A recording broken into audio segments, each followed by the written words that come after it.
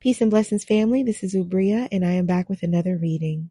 This might resonate with you or with someone in your energy. You will receive valuable insight either way. And if it doesn't apply, let it fly. Okay, so I'm going to tell you right now with this reading, there is good news and there is bad news. The bad news is somebody fucked up. The good news is there is time to fix it. Okay? There is time to fix it. You could feel like you have fucked up to the point that you can't fix it. And this is like a relationship or just somebody that you have offended that you were not supposed to offend. But I feel like you have offended a very important person, but this is somebody who was your peer, so you didn't know that they were that important. But I feel like somebody then went to somebody about you. Or you have gone to someone about someone. There's been some behind the back chatter here. Somebody has said some things. And so you could be feeling a lot of tension in the air. You could be feeling very sad and feeling like, kick the can, like, oh no, why nobody likes me, or, or you could be around someone who feels that way. But there is so much love here. There's so much love here. And I feel like that's what people don't know. So if you're really mad at somebody, you love them so much, but you're not about to tell them. That's what they don't know. And if there's somebody who's upset with you, who feels like you fucked up, they love you so much, but they're not about to tell you. But you two make each other really, really happy. Like you're each other's wish. You're each other's desire. And I feel like there just needs to be some awareness that, life is life. Nobody is perfect. Pobody's nerfect. So people are gonna fuck up. Players fuck up. You are gonna fuck up. And if you're the person who somebody fucked up with you, look, people are gonna fuck up. And you're gonna fuck up too. You may not have fucked up this time, but your time is coming. So I'm just getting there is a huge need for grace right here. And I'm sensing like that there is a fear that grace won't be given, or that this is permanent. This damage is irreparable, but it isn't. It really isn't. So if this is a case where, say you fucked up at work and somebody went and told a supervisor on you, I'll give you an example. I used to have this job when I was in grad school, and I worked in an office setting, and you just really have to watch out for like the culture of the places that you're in, because it was an office setting, but the culture was very conversational because it was an office run by women. So women talk all day. Women, that's just how women are. That's our nature. We talk through things. We tell each other stories. That's how we gather information, for social survival. It's like a biological instinct.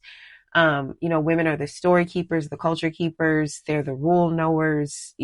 That's just what women do. So it was a culture of fucking talking all the time. And I would feel like if I don't have any homework, if I don't have any like job work to do, then I'm going to do homework. So sometimes I would check out of these conversations because I wanted to do homework. And then sometimes when people would, I guess, need to pull me back into actual work mode, then they would feel like they were interrupting me, probably because I was so deep into my homework, which I never minded. Like I always did my job, but I can see looking back how it might have looked to them like I was unavailable, even though I was sitting behind the desk. Anyway, I was living my life. And then one day my supervisor said something to me about it. Now my supervisor was like about 20 years older than me, maybe 15, 20 years older than me. But the person who I know complained was someone who was my peer, who was like maybe 2 years older than me. But this peer definitely had a way higher position at the job than me.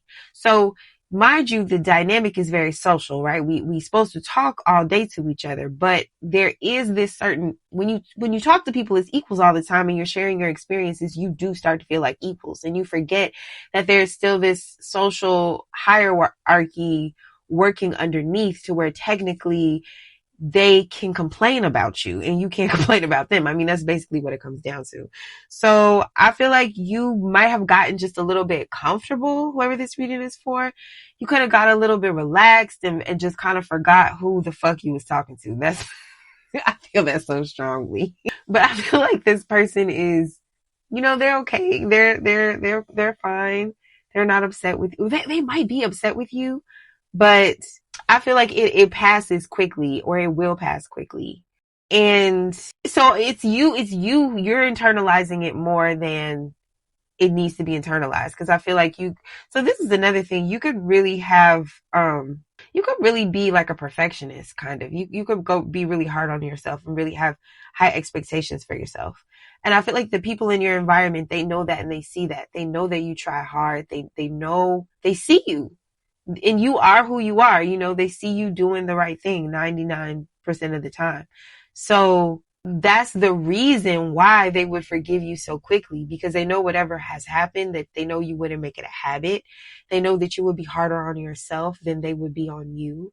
They know that you're responsible, you're respectful, you're motivated, like all these good things. They can see that, right? And you're not a machine. You're not expected to be perfect.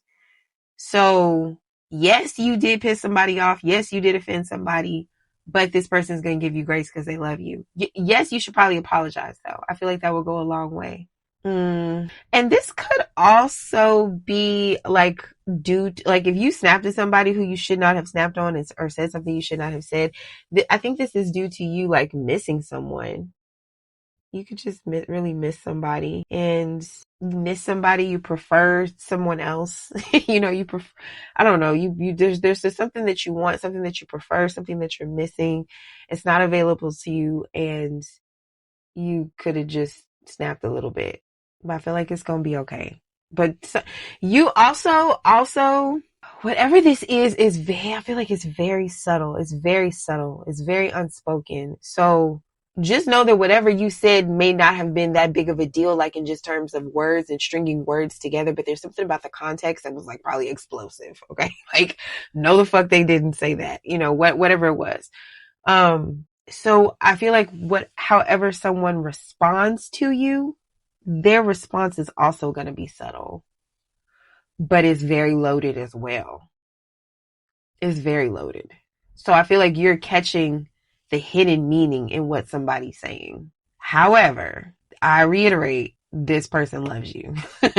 Like, I need to keep saying that. There's nothing but love here. There's nothing to fear here. And the anecdote that I said about the job, when I got complained about, I was not fired. I was nowhere close to fired.